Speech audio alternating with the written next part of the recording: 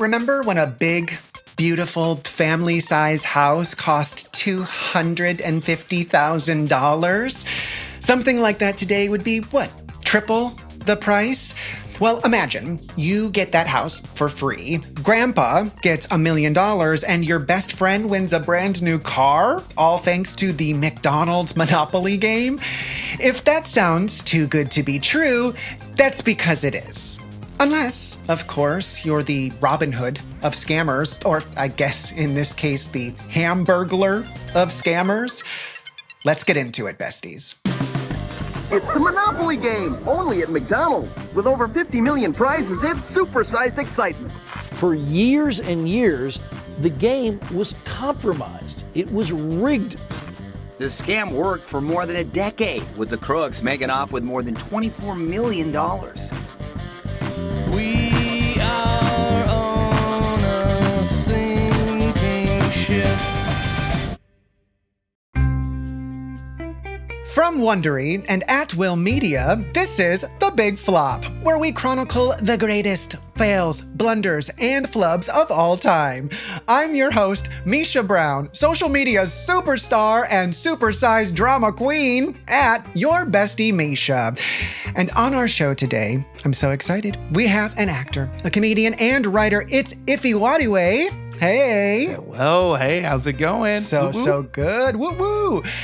We are also joined by another comedian and podcast host of Sweethearts Podcast, and We Called Your Mom. It's Beth Stelling. Hi, thank you for having me. So excited.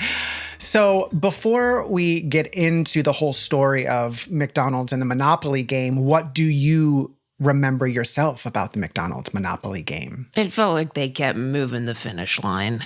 I mean, I'm over here getting repeat after repeat. Such a disappointment to peel that off the wet cup or the fries and find out you just have another freaking Park Place. Oh yeah. I was all in. I probably just really made McDonald's sales numbers jump whenever it came around because the way they did it is you'd always get two. You'd always get two, so you were always hunting down one. And giving you that two made you think you were closer than you always were, even though everyone had the same two. It's so true. I feel like people were like truly just getting the fries and ripping it off and then throwing the fries in the trash and like, not another one. Well, today we are talking about how one man managed to cost McDonald's a whole lot more than Monopoly money by taking one of its most popular promotions of all time. And yes, this story does end with someone going directly to jail. So the board game, Monopoly, was invented in the beginning of the 20th century, and by the 1980s, it's become an American institution, just like another M name we all know and love, McDonald's. I'm loving it. So the idea to combine these two iconic brands comes from a company called Simon Marketing in 1987. And Simon Marketing also came up with Happy Meals. So, I mean, they know a thing or two about selling hamburgers. You know what I mean? Now, the way the Monopoly game works is when you buy something at McDonald's, there are Monopoly game pieces attached to your drink or your fries package or your burger box. You can also find the pieces in ads in magazines and newspapers, which I did not remember that.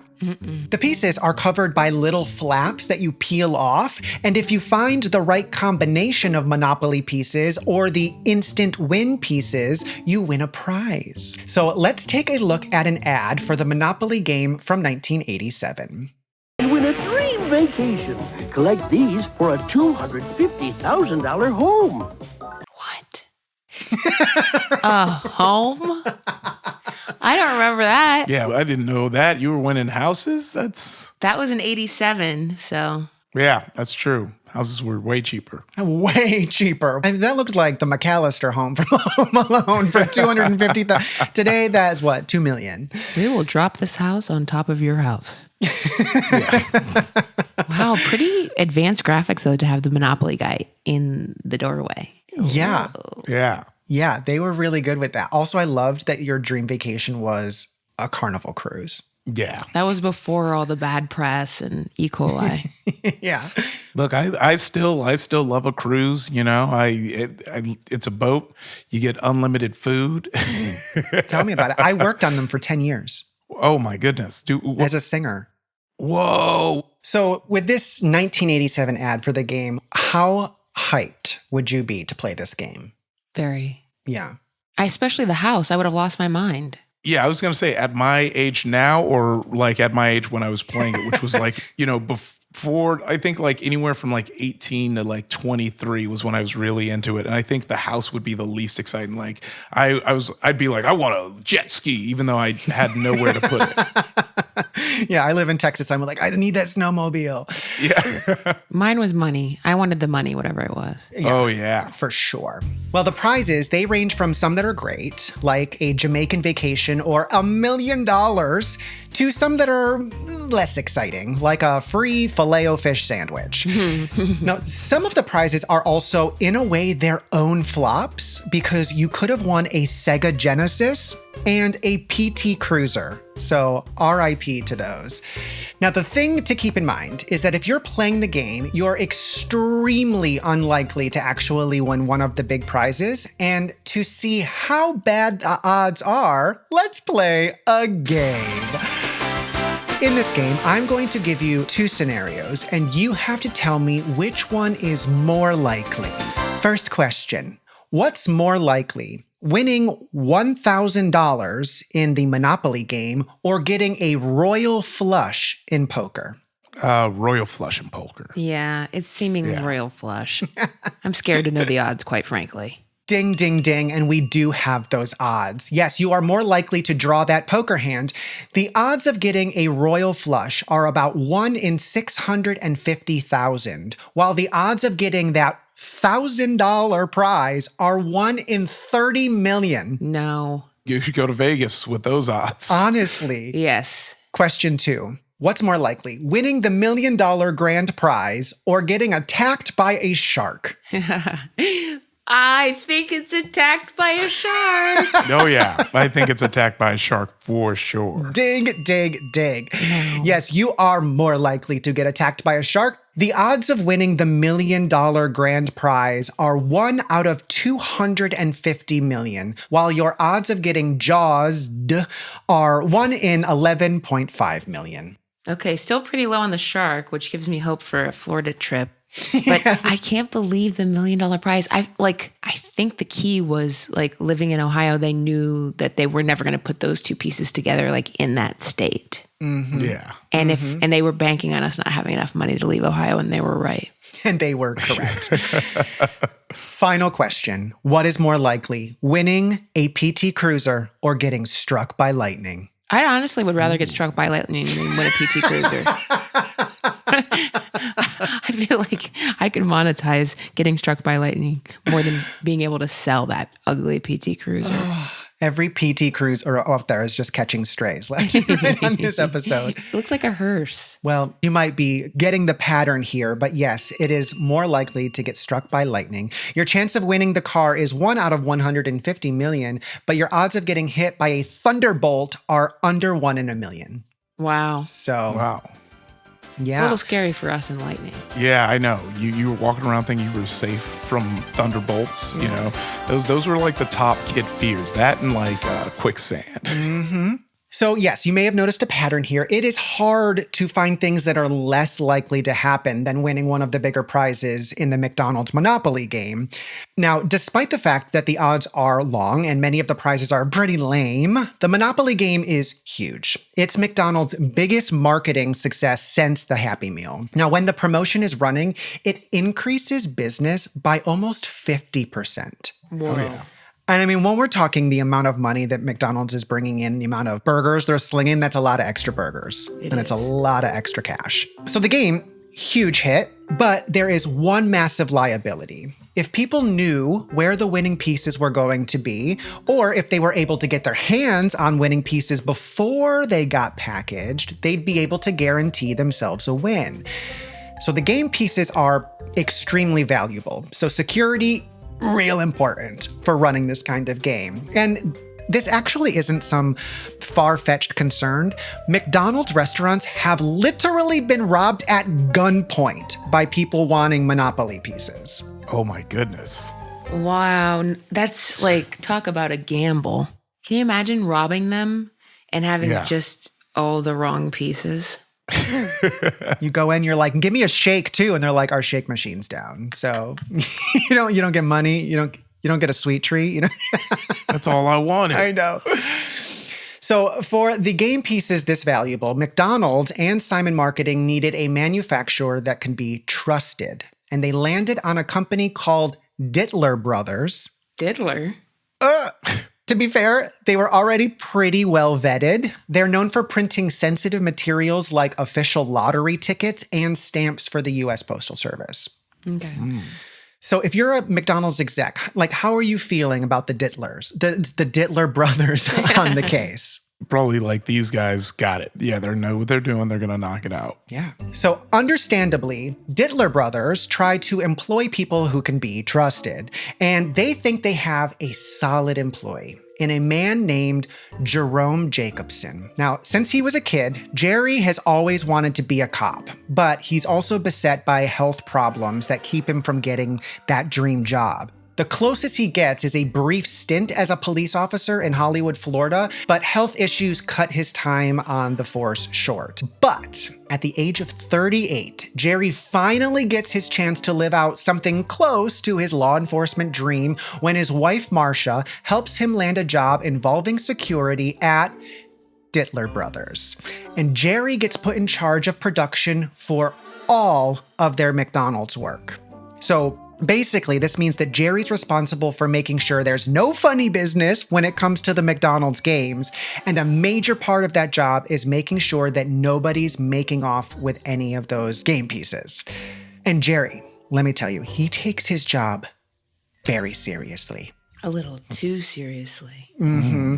He insists on checking employees' shoes to make sure they aren't sneaking away with any pieces. And he even has them keep tabs on each other while they're using the bathroom. Wow. Yeah. So you can absolutely imagine a McDonald's exec, they're feeling pretty good with Jerry at the helm, you know? But how reasonable do you think Jerry's approach is? I don't think it's reasonable at all. He should have been checking mouths and bums. Armpits, underwear. Hair. I'm putting one of those game pieces on the roof of my mouth, I'll tell you that. Oh, I got my eye on you. So by 1988, Jerry becomes director of security at Simon Marketing, and that means he's overseeing the entire McDonald's game. He keeps an eye on the computer that determines which pieces are winners, and he watches over the printing process. Jerry personally stores the pieces in high security vaults behind multiple locks, and he personally delivers the game pieces to the factories that make all of the McDonald's fast food containers. He even invents a special vest to hide the game pieces in while he's traveling. What? So this gig, it does make Jerry feel like he's a real big shot. And in addition to a nice yearly salary of around $70,000, the job also comes with a bunch of pretty sweet perks. When he's out on business trips distributing those game pieces, Jerry flies first class, ooh la la. Yes, he's not shy about ordering that in-flight booze. Give me a dirty martini, please. And he's also not shy about going out to steakhouses, ordering as much as he can off the menu and sending the company the bill. Which, Jerry, as you should. McDonald's, they can afford it, okay? Yes. But as all of this is going on, Jerry's been thinking, if he's in charge of security for the Monopoly game, maybe he could just, I don't know, rig it. Yeah. Just maybe he could steal one of those pieces and get away with it. So if you had Jerry's job, how tempted would you be to sneak a winning piece for yourself? Ooh. To be honest with you, I'm such a rule follower. Yeah, me too. I think the nerd in me and wanting to make it a legitimate game would stop me from doing that. I'd be like, no, I want it to be fair. It wouldn't be a real win for me. Yeah. It's like if the wife's dead, it was the husband. They're going to be checking Jerry. Yeah, Jerry's probably the first to be talked to. Any besties out there who are not the rule followers? Let us know. What would you do? So in 1989, Jerry decides, you know what? I'm going to go for it. and he steals a $25,000 Monopoly piece. So what do you think made him do that? He asked for a raise and didn't get it. He forgot to pat himself down. Yeah. Just forgot. Well, Jerry doesn't cash this winning piece in himself. He's smart enough to know that they would be way too suspicious over that. Instead, he gives the piece to his stepbrother. And Jerry picks his stepbrother for this test run because he thinks it would be less likely to be connected back to him. Yeah. And he was right. Nobody connects him to his stepbrother, and the plan goes off without a hitch. But that seems so crazy to me in today's age. Like, how reasonable is it that McDonald's could not connect those dots? I know. Maybe they had just had too many games running to even care. Yeah. And I think that you're not really looking into it. Like, I imagine, like, it's all the honor system. They're like, no one would be silly enough to try to just dupe the system. So yeah, I'm just like, also after taxes, what do you get? Like 10? Like $14? Yeah. I don't know. We also have to remember this is the 80s. So, I mean, like pharmaceutical companies didn't even have to tell you don't take this if you're allergic. People were just doing whatever they wanted. Yes. So Jerry, he's gotten away with it once now, but he's not going to stop there. No. He's going to repeat the scheme, handing off another winning piece to someone else that he knows. So who do you think the next person Jerry ropes into his plans is? It has to be someone he really trusts or is really close to him, right? It's like, it's got to be somebody he trusts, but you also don't want to have the same last name as you. Yeah, so who do you think he goes for? His girlfriend? Well, the next person Jerry helps out is his butcher. No. Yes. Wow. Look, if you can't trust your butcher, who can you trust? Okay? Still, Jerry is worried that someone will connect him and his butcher. I mean, after all, who is closer than a man and his butcher? So he says that the butcher has to find someone else to take the prize money.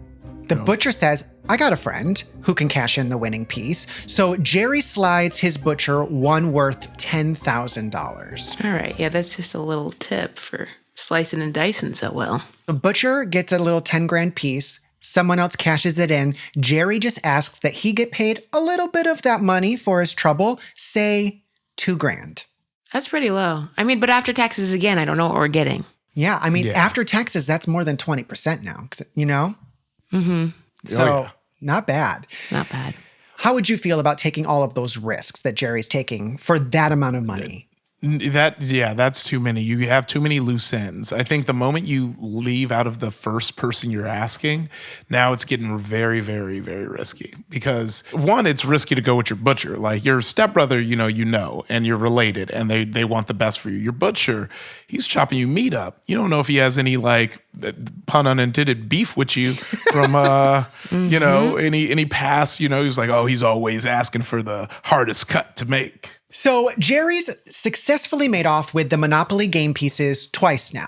And both times the people he's given the pieces to have been able to cash them in without anyone getting suspicious. Now, Jerry may have only made 2 grand so far, but he's not going to stop there. It's all tests right now, it seems like. And it seems like there's going to be a thing where it all falls apart is when he goes for the big money. Yeah, we're in beta right now. Okay. So he is going to keep this scheme going. And every time he runs his scam, he's going to follow the same pattern he established with his butcher. He finds someone else to pass the stolen pieces off to, they claim the prize, and Jerry gets a cut. Mm-hmm. But a turning point comes in 1995. Many years. Oh, wow, yeah. That year, McDonald raises the grand prize money to $1 million. Ooh. And Jerry decides to raise the stakes of his scheme as well. He is going to steal a $1 million prize piece. Jerome! In order to get a high-value piece, Jerry has to do an elaborate switcheroo. Right. While transporting a bunch of winning pieces, he sneaks into an airport bathroom. And while in the stall, Jerry carefully extracts the winning piece out from behind its seal. Then he swaps in a less valuable piece and puts a new seal on so that nobody can tell anything happened. But this is just like on the little stickies that they're going to put on cups and fries, right? Yeah. Yeah. But if you were in that stall next to Jerry at the airport, what would you think is going on? I know, just wrappers and stuff. Why is this guy eating Snickers in the stall? So this is a high-risk strategy. You think accidentally dropping your phone or your wallet in a toilet is bad. Try dropping a game piece that's worth $1 million. His hands had to be shaking. Like trembling. Oh, 100%. Let's also not forget that you very much could go to jail for stealing that much money. Exactly. Yes. So Jerry gets his $1 million winner, but he doesn't pass it off to someone to cash in. He stashes it away in a safe. Now, you might think that Jerry would lie low now that he's got his hands on the most valuable piece in the game, but no. He immediately steals another $1 million piece. How is he getting these? I thought it was like more like after talking about how low the chance is. That's why I'm like, because he's making them, I guess. He's in charge of overseeing the whole So production. he really knows where those winners are. Yeah. Yeah, this is all before they're going out. It's as they're being produced. I mean, this guy he's just like the Hamburglar, but for money. He must be the one who's like, okay, I have these $1 million pieces, and it would be his job to know that he should take like one to Florida and one to Washington. Yeah, but he's real busy, this Jer Bear. What do you think he does with the second $1 million piece? Eats it. Well, he does not keep it for himself or ingest it. Right around Thanksgiving, 1995, he mails this second $1 million piece to St. Jude Children's Research Hospital. What? He's seeming dumb now. Maybe it was guilt. Maybe he's guilt that he was stealing. So then he's like, let me give some of this back. I mean, noble, but are they allowed to do it? Well, It's just going to be somebody who opens it at St. Jude's. That's relying on the nun or whoever is opening it. again, he's a risk taker. Now, the mysterious donation, it does become a national story, and nobody can figure out who's behind the gift. Now, according to the rules, you are not allowed to give a winning piece to someone else, even if the piece was not stolen. So technically, this donation should not be allowed, but in this case, McDonald's decides to make an exception, probably because of kids with cancer. Right. And they do, in fact, give the hospital the money. Now, McDonald's also pointedly says that they are not going to look into the mysterious donation at all. And I should note that if they would have, St. Jude would not have been connected whatsoever in this scheme. Wow. He got lucky. Seems like a strange move. Yeah. Maybe it was smart. Maybe it was very calculated on Jerry's part. Yeah. Because it is, at that point, you're kind of in the position where if you try and do anything, it's going to look like you're trying to get out of paying the St. Jude. You kind of had their arms tied up. Yeah. But it allows him to get a little cocky. Well, with McDonald's seemingly completely oblivious to what's going on with their game, Jerry's got a chance to take his scheme to the next level. So he makes a decision that will ultimately lead to the collapse of both his scam and the McDonald's Monopoly game. He brings in a new partner. A man with ties to the mafia. No. Ooh. Honestly, we should produce a movie. You lost me at man. Yeah. So how do you think Jerry gets involved with the mob? He was just involved with St. Jude's. What a departure. I know. Well, he gets connected to the mob by completely random chance. One day, Jerry's in the Atlanta airport and he finds himself sitting next to a man who is on his way to Atlantic City with a bag full of cash. And this man is a mobster named Gennaro Colombo. I wonder if he just was forced into the mafia due to name. Yeah, it was like, you got it. There's no way. You can't do anything else. Sorry. How did he know he had a bucket of cash on him? Look, I got a bag of cash. I'm going to go win it on some poker. It just had a $sign on the outside. Well, Colombo's got a massive empire of nightclubs, both the gambling and the strip variety. He even runs a strip club out of a phony church, which that is definitely one way to get people into those pews. I think. So how long do you think it would take some unsuspecting person to realize that this church ain't actually a church? Hey, this is a lot more fun. Yeah. Hold on. I actually like church. So at the airport, Jerry and Colombo start talking, and the two men realize they might be able to help each other out. Jerry seals their newfound friendship by giving Columbo a winning Monopoly piece. And you better believe he's giving his mob buddy a better prize than a free Filet-O-Fish. He's like, you give me a Filet-O-Fish, I mess with your family. Okay, here's a question. If you had to win over a mobster, what Monopoly prize would you give him? One Beanie Baby. Ooh. I'd go with a boat. Something tells me mobsters like boats. Hey, you're pretty close. Besties, what about you? What piece do you think would win over a mobster? Let us know in the comments. Jerry gives his new bestie a piece that wins him a Dodge Viper. Wow. Wow. Yeah, Columbo winds up being Jerry's point man for distribution of these stolen pieces. Holy. So now they're giving out prizes all over the East Coast, and Jerry is getting a piece of all of that money. And we're talking major, major cash. Jerry is getting paid tens of thousands of dollars for some of these pieces. So Columbo also gets his wife, Robin, involved in the scheme. He gifts Robin's best friend a stolen piece and gives Robin's dad one of those $1 million winners. No. The web is too wide. The web is too wide. Yeah, like I said, messy. It's messy. It's getting crazy. Now, as all of this is going on, McDonald's remains utterly blind to what is happening. They have so little idea of what's going on, they actually put Columbo in one of their ads for the Monopoly game. What? Let's take a look at that commercial. Oh my God. Yes. Kyle McKinnon won a Sega Saturn with a Daytona USA game. Jerry Columbo won a Dodge Viper. Jerry. Wow. Yeah. So, Iffy, what do you think about Jerry? That's my review. He looks like an extra from The Sopranos. Yeah. He looks like if I was like, who in here is a mobster? I would definitely pick him. You know, like Definitely pick Jerry. So look, I'm trying to see where the shoe's gonna drop, and this feels like it because I'm like, oh man, you chose the guy who looks the most like a criminal too. He looked friendlier than I imagined, honestly. He did look friendly. I mean, he did also just win a car. Yeah, he's happy.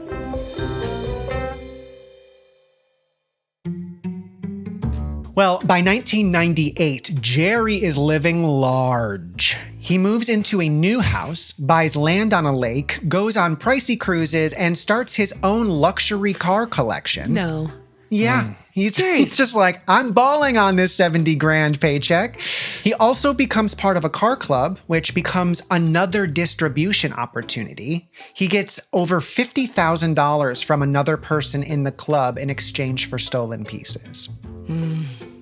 Yes.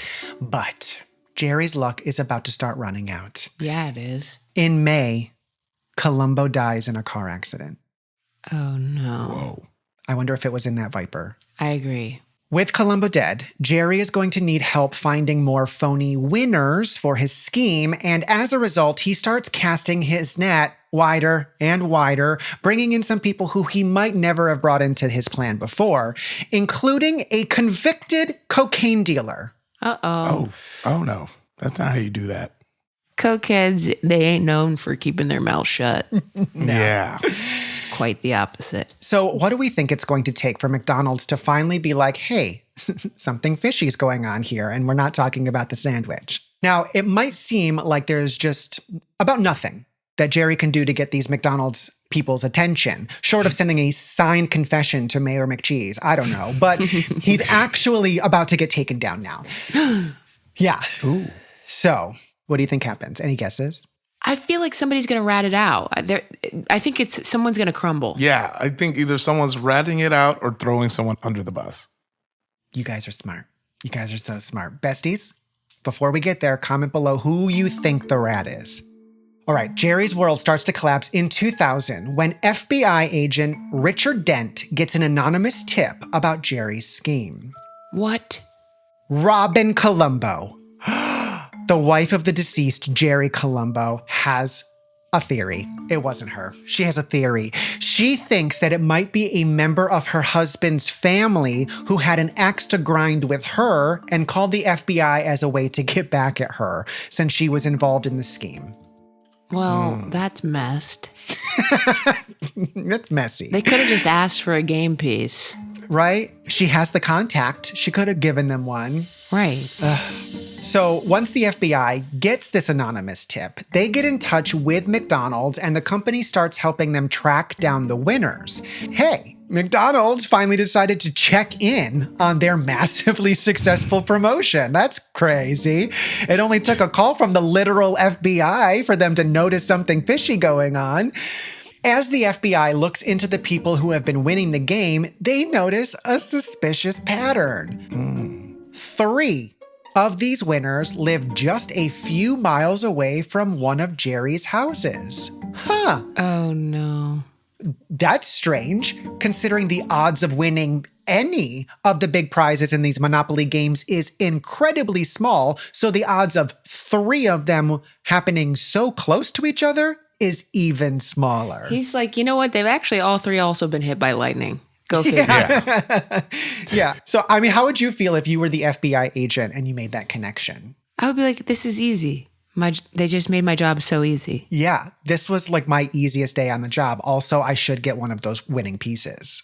Give me a winning piece and I'll stay quiet.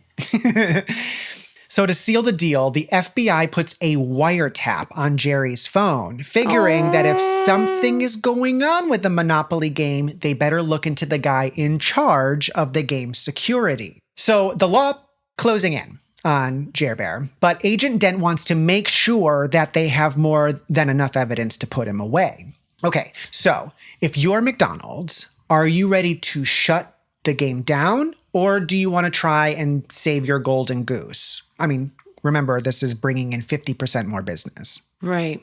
Not shut the game down. I think you would definitely try and protect it and just be, more vigilant. So McDonald's wants to stop running the Monopoly game entirely, which makes sense because from their point of view, the money from the game is going directly into the pockets of scammers. Yeah. Hate that. Okay. And if the general public found out they actually had even less of a chance of winning the game than they thought, McDonald's might be in some serious hot PR water. Yeah. But Agent Dent asks them to run one more game to let them catch Jerry and his crew once and for all. So McDonald's agrees to run the game, and the FBI sets up a way to trap one of the phony winners, a man named Michael Hoover. When he comes forward to collect his money, he's told that he's going to be interviewed by a camera crew about the win. However, the camera crew is actually made up of FBI agents who are going to arrest him once the fake interview is over. Now, we have a clip of this fake interview. They let him tell his entire fake story about how he found the winning piece. Let's take a look. I'm scared. Oh, man. I was coming home. I decided to stop and get provisions for dinner.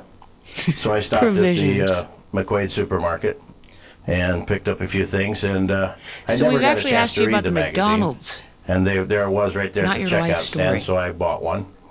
And when I got home, I was leafing through it, and we had the McDonald's Monopoly game. And the second one I peeled off was $1 million instant prize winner. And it was like, wow, is this for real? Yeah. Is it for real? Is it for real, or is this a lie you're telling? He's like, I woke up and it was bright. I took my first breath. It's like, what are you talking about right now? We've asked you about the Monopoly thing. I know. So strange. They're like, tell us about how you found the winning piece. And he's like, well, I had some sand on my translucent legs. Yeah. I had to go rinse them off in the ocean. So strange. Yeah, very obvious to those of us who tell stories for a living that he's not. I know. I'm trying to think about if like a time it would have happened to me. Like, oh my gosh, it was after our field hockey game. We lost. We sit down. Everyone's bummed. I peel it off and we lose our minds. And it was freaking $1 million. Like, that would be it. But you know what I also loved about it was that he was like, and then, wow, I was so surprised. I just won $1 million. No enthusiasm. But how surprised do you think Mr. Michael was when the FBI agents pulled out their badges? I'm scared. Do we see that moment? He was probably, no, we don't have that moment. Oh my God. They even brought one of those big novelty checks. I know. To the interview, which is so funny. I know. I feel like his ears went back. They're like, so we're actually from the FBI. And he's like,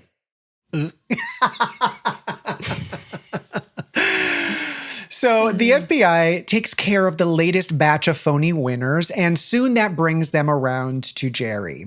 On August 22nd, 2001, Jerry is arrested by the FBI for conspiracy to commit mail fraud.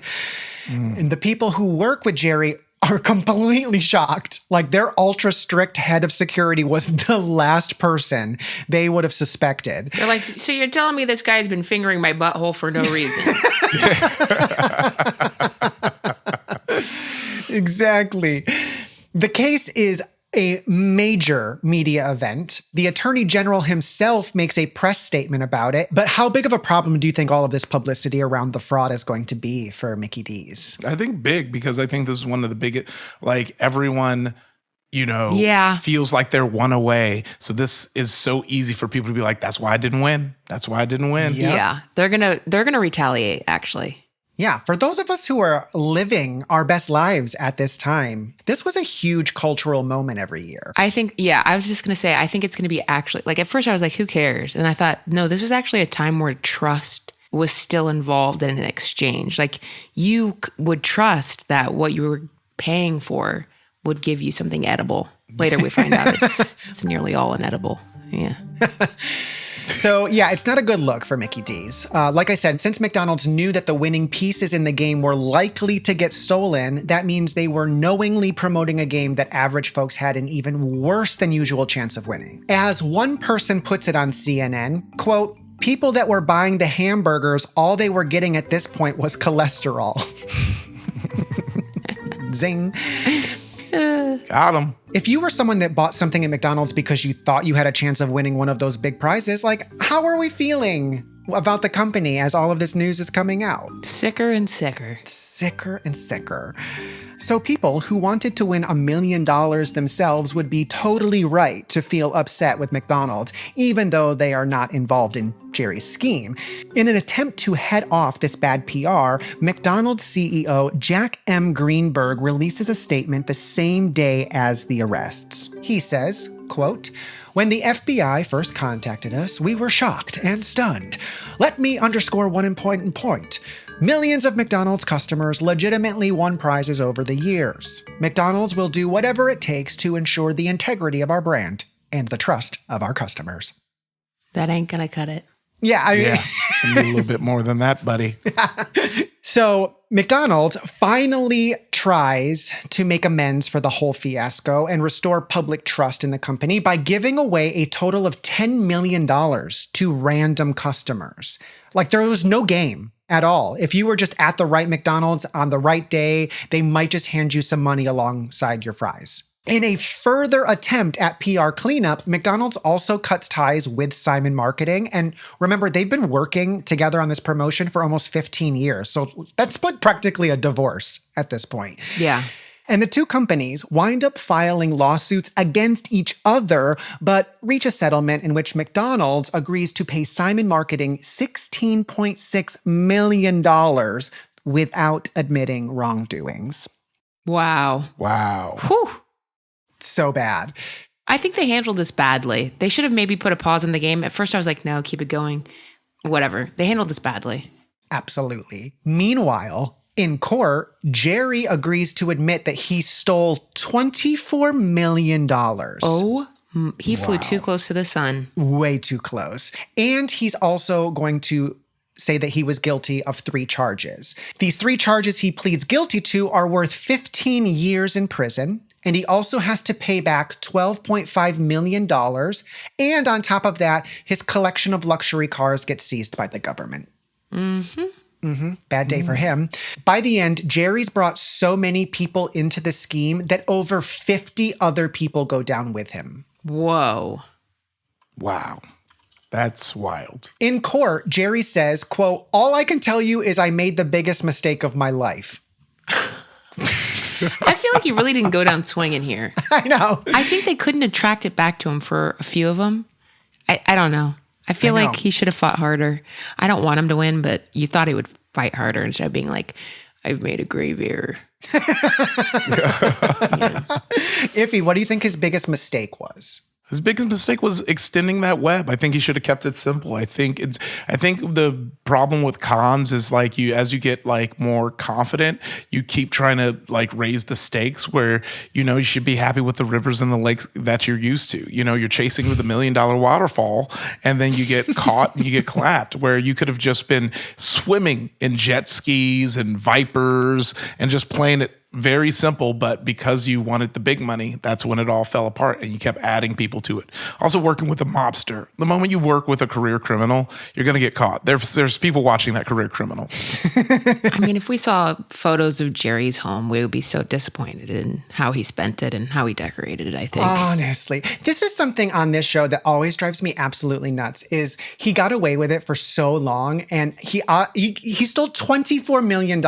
There's no need for you to have $24 million when you lived a life where you were like so happy with 70 grand a year. So just like at some point, just stop.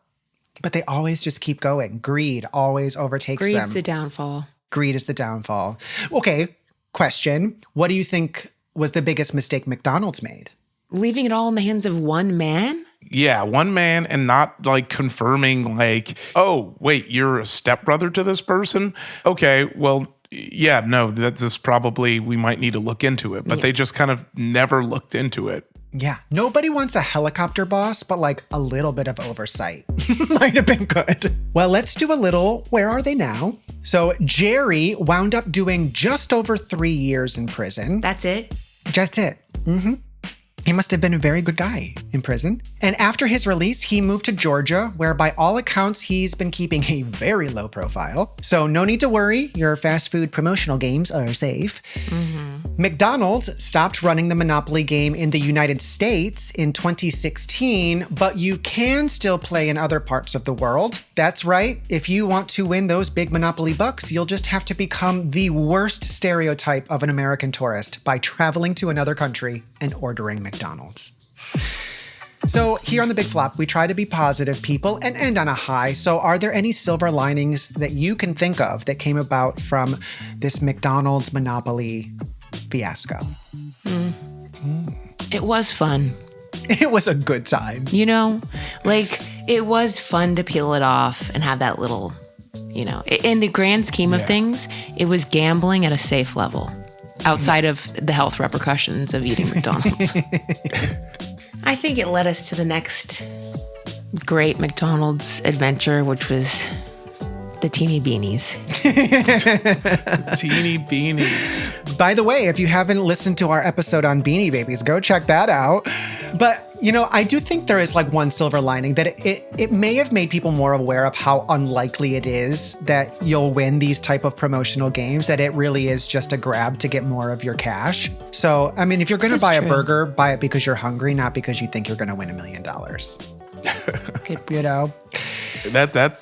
That can be a whole bar. That's a way to live by. Yes. So now that you both know about how McDonald's let their Monopoly game get completely taken over by the game's own head of security, would you consider this a baby flop, a big flop, or a mega flop? I would go with mega flop since they stopped doing the game because of it. I think you just stop. Like, you lost something that boosted sales by 50%. Yeah, no, that's a mega flop. You're missing out on money. I'm calling it a big flop because, only one man was killed in the making of this scheme. And the other one only had to serve 3.5 years. Yeah. Who was really hurt? Some people did some terrible home design. The government got a couple specialty cars. And this man's back in Georgia on the loose. On the loose. Now, besties, for the first time, who do you think had the bigger flop? Was it Jerry or McDonald's? Leave your vote in the comments.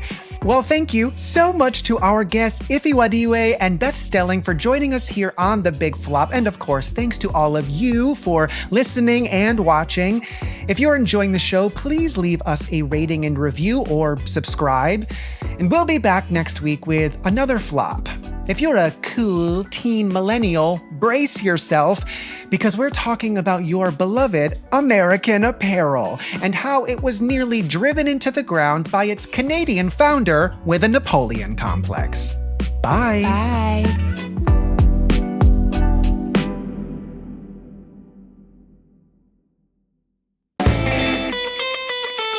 McFlop is a production of Wondery and At Will Media.